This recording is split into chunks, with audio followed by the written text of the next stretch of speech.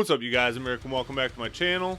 No, you grow up. So in today's video, I'm going to be counting down my top 10 TMNT figures from 2023. I'm also going to throw in another 5 figures that are honorable mentions. I'll just talk about those guys as a group instead of individually. But I feel like my top 15 for this year is pretty tight. The only other figure that might have snuck its way in here is the Wanderer figure. But after I grabbed all these guys and counted to 15, I know there really wouldn't be anybody that had a possibility of making my top 10. And this might have been harder to do than last year's top 10 video. Before I did this video, I would have thought my top 10 for last year would have been far better than my top 10 for this year, but honestly, I think they stack up pretty evenly. I do think my top 3 figures from last year still would have ended up my top 3 figures for this year, because I think they're 3 of my favorite figures of all time. If you want to go check out my countdown from last year, you can go ahead and do that. But those figures are the NECA Armored Ronin, the Tunu Usagi, and the Fury Toys Not Leonardo figure. But this year's top 3 is a pretty solid top 3. And it was definitely a lot harder to do this list than I thought it was going to be. But like always, I love doing top 10 lists. They're one of my favorite videos to do. So with all that stuff out of the way,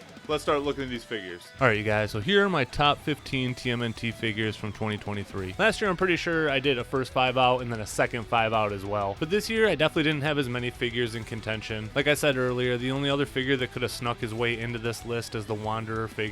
And I knew he wouldn't even be a top 10 figure, so I feel like there's no point in forcing 4 other figures onto this list when these are just the figures that stood out to me in the first place. These are the ones that I didn't even really have to think about when I came in here. I knew exactly what I was going to grab. This is what I ended up with, and it ended up being 15 figures. And I do think 2023 was a pretty good year overall. I'm glad we did get those Super 7 figures before the year was over. Otherwise, this would have been a very NECA heavy list. But as of right now, I feel like it is a pretty good split. NECA definitely puts out way more figures in a year, but like I've said before, there's just something about Super 7 figures that when they do it right, it's just almost perfect for me. Like, I love that line.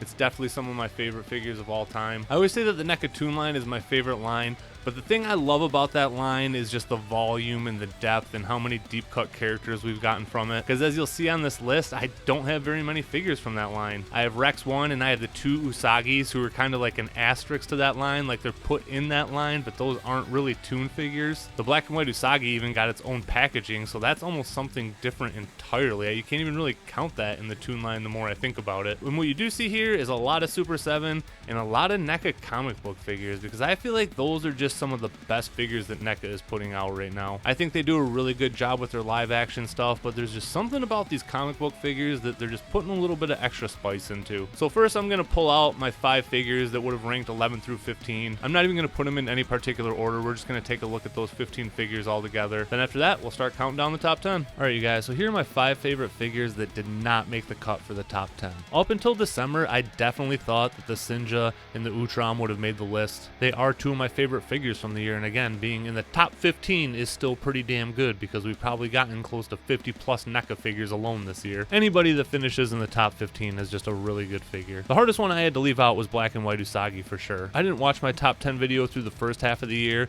because honestly, none of that really matters to me because this list is about what I feel now. It didn't matter what I thought then, but I'm pretty sure he was a top 5 figure in that list, so him not even making the cut just shows you how much stronger the second half of the year was than the first half of the year. Savante Ramiro, very cool character. Again, there's something about that Mirage line that's just a cut above like what the cartoon line does, and that figure just looks so good. Like, he has really good paint, he has really good detail, and it is just a great figure. But I'm a very nostalgia driven person, and this figure isn't anything from my childhood or anything like that. I've said it before, I didn't even start reading the comics until I was in my 30s. So even though I do have a great appreciation for the comics and they do mean a lot to me now, it just doesn't hit the same way a lot of the figures in my top 10 did. Alright, and then the last figure that I want to talk about is this robotic Rocksteady figure that I called Robotic Bebop the entire time during my last opening video. So shout out to Alex Hickenbottom, who not only told me in a polite way about the correction, but did it so politely that he went as far as to say that Super 7 possibly messed up the packaging and that's why I got it wrong. But really, it's just because I'm a dumbass. But thank you anyway, dude, and again, thank you for just correcting me in a nice way. I really appreciate that. And I'm going to be straight up honest with you. I would have called this Robotic Bebop the entire time until Robotic Bebop actually showed up. And I think there's a couple reasons for that. I think I just saw the red and automatically associated that with the Toon version. And also, Robotic Bebop was shown off before Robotic Rocksteady, so I feel like in in my head like that's just what I thought was coming. And I mean, I'm looking at this figure, I know it's a rhino, but for whatever reason, I called him Robotic Bebop the entire time. So I am a moron, and that's okay. Everybody fucks up. I can't tell you how many times I've been watching a YouTube video and I've been like, that person didn't say that right, or that wasn't right. And it's one of those things where it's super easy when you're just listening to someone else talk to catch them. But majority of the time, I don't catch the mistakes I make until post-production when I'm rewatching a lot of this stuff. And I listen to myself call him Robotic Bebop a million times,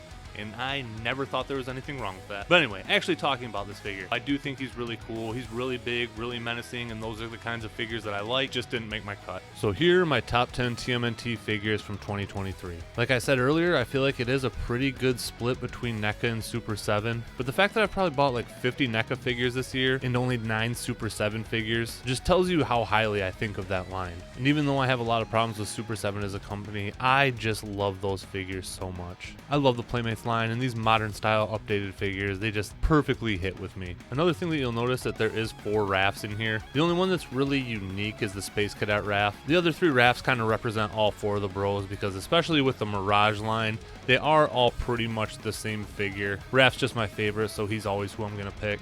So let's start picking these guys off one by one, and we'll work our way down to my favorite figure of the year. So coming in at number 10 is Rex 1 from the NECA Toon line. He's actually my only official Toon line figure in my top 10. Yeah, Space Adventure Usagi is technically from that line, but he was never actually in the animated series, so that's really what I'm talking about when I refer to like officially in this line. I've said it before, I think the NECA Toon line is greater than the sum of its parts. The fact that only one figure even cracked my top 10 just kind of says a lot. The designs just don't necessarily make for super exciting action figures, so it is just a very nostalgia driven line for me. The Rex 1 episode was one I had on VHS. I watched it a million times. I bet it probably was one of the episodes that I watched the most. It is just burned into my brain, and I love it so much. It's one of my top 10 favorite episodes as well. And I love this character, and I wish he would have been in more episodes. I think he was in another episode later on, but for me and the majority of people, it is just that first appearance that we all remember so well. I think they did a really good job on him. He doesn't really have a lot of great detail or anything, but again, that's just the design of the Toon line. But what's here is really good. I like that his chest can open up, but the one bummer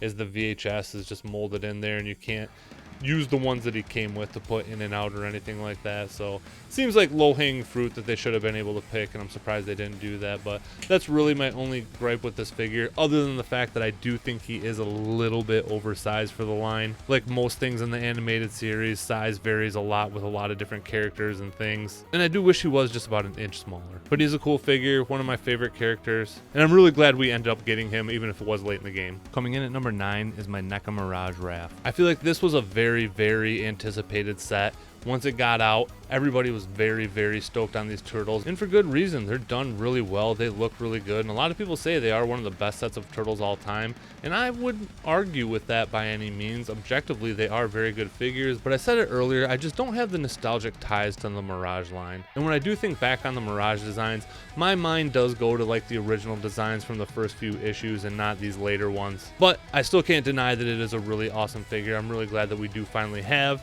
turtles to go with our Mirage figures. It's weird that they started the line without turtles. In my opinion, you should always start a line with turtles. I feel like they're the anchor. A line just feels very disjointed until you get them, so I'm glad they finally put these guys out. More so with any turtles, all 4 are exactly the same. They do have different scarring and stuff like that, but if they didn't have marks on the heads, you would never know which one was which. So definitely great figures. Really happy to get Mirage turtles, but without the nostalgia, this guy just couldn't get any higher than number 9. Coming in at number 8 is Space Adventure Usagi, and this was a figure that I wasn't even necessarily super excited for. I'm much more excited for the one that's coming in the 4-pack, and believe it or not, I was almost gonna pass on this guy. Usagi or not, I just trying to get away from unnecessary variants. But that being said, as soon as I opened this guy up, I just fell in love with it. I'm always going to be a sucker for Usagi, even if he's not in his traditional forms. And this figure just looks awesome. I don't know what it is, but I actually really like this armor a lot. I keep saying that I really like big figures, but I also like smaller figures too. I feel like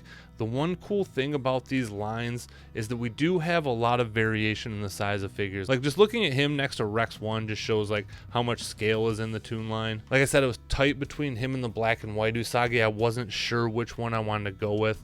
It might honestly be recency bias why I went with this guy, but I also think it just has to do with the color. I do like the color on him. It pops really good. Like the blue in the eyes and the yellow I just like more than the black and white head. The regular toon Usagi was my second favorite figure from last year, and that's still definitely my favorite Usagi that I have right now, but this guy's definitely not bad either. All the Usagi figures have been very good. I think they're trying to keep Stan Sakai on board, so they're definitely putting a little bit of extra effort into these as well, and this is a really good figure. High recommend if you come across this guy. Coming in at number 7 is my NECA Mirage Casey, the classic color variant. I know I said I didn't watch my countdown from last year, but the gray shirt variant was probably around the same placing in my top 10, but I do like this guy a lot better. I probably still would have got the gray shirt one even if this one came out first because it is Casey, so I'll probably buy every version of Casey that ever comes out. I'll probably even get the red shirt one from the Super 7 line, even though I said I wasn't going to buy a lot of variants anymore. Casey is my second favorite character outside of Raph in the TMNT universe, so I'm a sucker for him. It is the same exact mold as the gray shirt one, but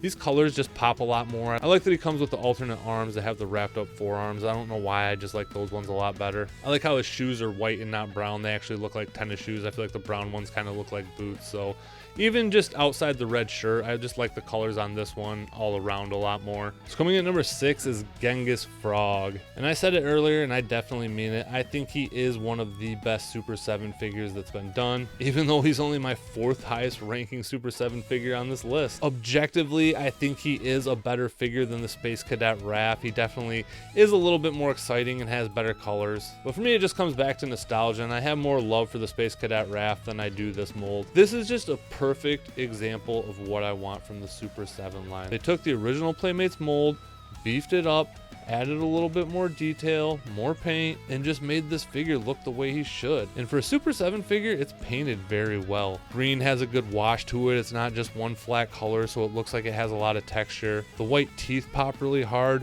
The gold necklace looks really good. My one nitpick with the figure is that it just has these gaps in his hips that look kind of trashy, but you can cover them up with the boogie board shield, so that doesn't really bother me too much. But it's just one of those things where Super 7 just can't make a perfect figure. Like even when they're nailing everything, there's always just going to be like some little stupid thing that they missed or just didn't go right in the design, like those hips or like the gaps between the torso and the hips on Casey or Ray Fillet. But he is a really awesome figure and well worth the wait on this one. Great figure, but just missed out on my top 5. So coming in at number 5 is my Super 7 glow-in-the-dark Raph. This was my number 1 figure in my top 10 video halfway through the year, and although I still do really like him a lot, I do like the glow-in-the-dark Slash more, so there was no way he was going to rank higher than the glow-in-the-dark Slash. And we've also just gotten a couple great Raph figures since then as well, so really awesome figure. Based off the original Playmates mold, I have the alternate head on him because I have the regular one on my regular Raph. I know the glow-in-the-dark figures aren't for everybody, but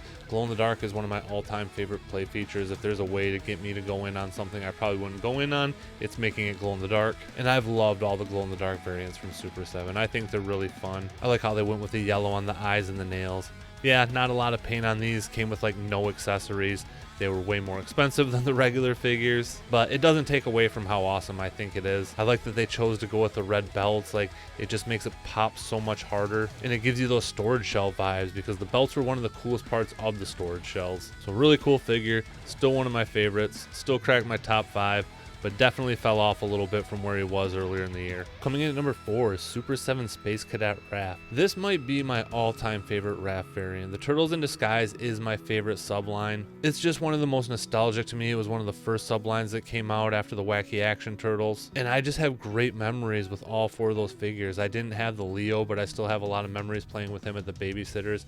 But this Raph is one that I mentioned, like, I don't know, just the way it felt in my hand as soon as I got that Playmates figure again as an adult, like all those memories came rushing back. And when Super 7 announced this figure, I was very excited, and they did not disappoint with this guy. He has a lot of good detail. Again, for Super 7, even has a decent amount of paint. The paint's done really well. It's not sloppy. He's got good details on the front and back. He doesn't have that alien sculpted on him because they did make it a buddy figure, which is pretty cool. I really like the alternate head. It's a bummer that I can't get the goggles on the regular version head because I do like that one as well, and it would have been a situation where I I might have switched them out occasionally. But for now, I'm cool keeping the Stormtrooper head on here. I really do like it a lot. My only nitpick is he is a little bit loose in the hips, but not enough to make it to where he can't stand easily or anything like that. But again, just worried over time that those might get a little bit looser like they've done on like Muckman and Slash and stuff like that. But if this is the end of the Super 7 line as we know it, it's a bummer that we won't keep getting figures like this, because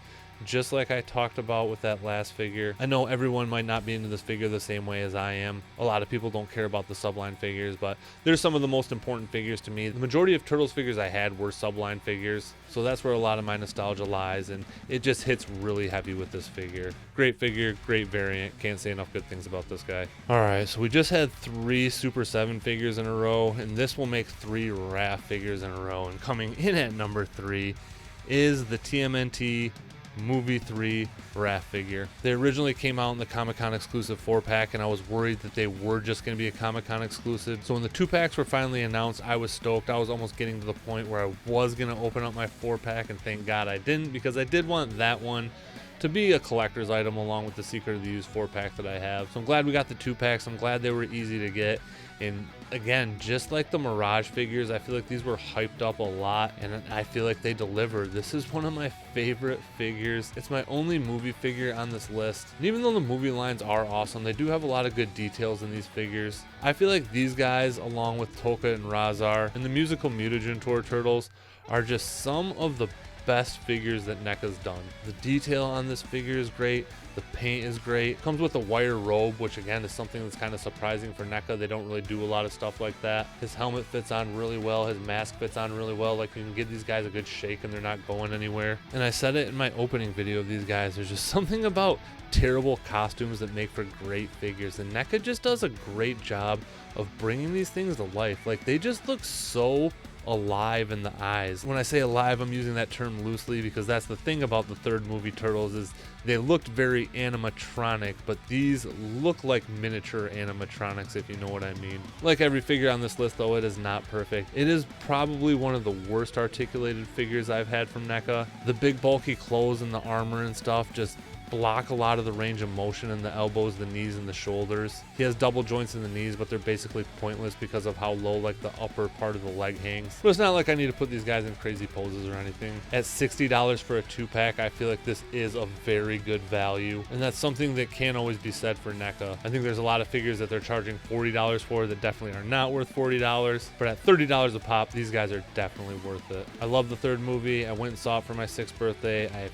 huge nostalgia for this movie, and I'm super glad we finally got the figures. I'm glad I had the set to keep in package, and I'm glad I got the set to open. I know most people hate that movie, but these are awesome figures. If you see these guys, I recommend. Coming in as my runner-up is the NECA Mirage Triceraton. He came in number 2 on my top 10 list halfway through the year as well, and there was a lot of great figures that came in the second half of this year, but only one of them managed to beat this guy for me. I think he's probably the best NECA Mirage figure, possibly one of the best NECA figures there is. He's just big, thick, heavy. He has great detail, great texture all over the place. He's got a good wash. His paint's really good. Got the articulated jaw, bendy wire tail, which is always appreciated. Like, this is a figure that I do not have any complaints about. Nothing is perfect, but this guy is very, very close. And I know I've mentioned a million times how nostalgia driven I am, but even with nostalgia goggles on, like, this guy is just such a good figure. There's no way he wasn't gonna rank super high on my list this year. I think the NECA Mirage line is just killing it. I think it is their premier line right now. I'm very excited to get the upcoming figures that are coming in that line, like the Rat King and Leatherhead. I think they're going to make great companions to this guy. Even if you're not into the Mirage line, like, this is just a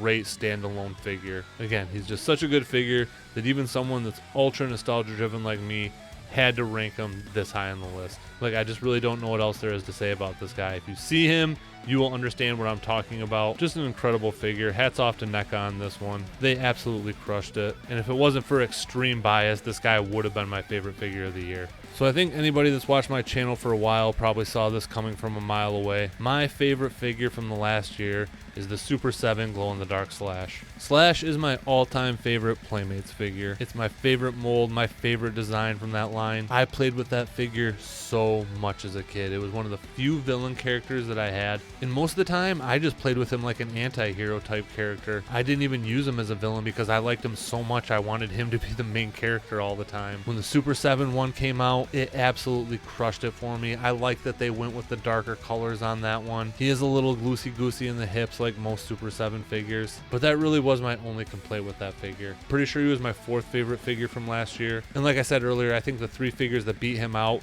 would have beaten out all my figures from this year as well. And I'll be honest, I probably like this guy a little bit more than my regular Slash. This is my favorite Super 7 figure. I just love everything about it. Like I said earlier, I'm a sucker for glow-in-the-dark, and I like how they're mixing up what they're doing with the glow-in-the-dark. Like, they're not just giving us all solid green glow-in-the-dark figures. We've had some blue ones, we've had some green ones, and Slash is kind of a mix of both. He has some blue and green in him, and he just has a very unique glow to him that I really like. I love the watermelon color scheme. It's one of my favorites. That neon green with the hot pink is just such a good combination. I don't know why, but I like that they made his gums blue. I feel like they just pop really well. And I know this probably seems like an insane choice for a lot of people because a lot of people probably don't give a shit about these glow-in-the-dark figures, but like I said, I love them. I love glow-in-the-dark. I will buy every glow-in-the-dark figure that Super 7 puts out because glow-in-the-dark figures just make me happy. I charge this guy up every single night and leave him on my dresser before I go to bed. When I wake up to pee in the middle of the night, he still has a little light glow, and it just makes me happy. So who knows what's going to happen with Super 7, but up to this point, the figures we've gotten, I have loved for the most part, and this guy is no exception. Probably falls into my top 10 favorite TMNT figures of all time. I absolutely love this guy. Favorite figure from the year, Super 7 glow-in-the-dark Slash. Thank you guys for watching. Thank you guys for listening. Thank you guys for sticking around with me, especially through the second half of last year. Thank you guys for all your support. Thank you guys for all your comments, likes, and just everything that you've done for me over the last year and a half. That's all I got for you guys in this one. So take it easy, be safe, and I'll catch you guys later. Peace.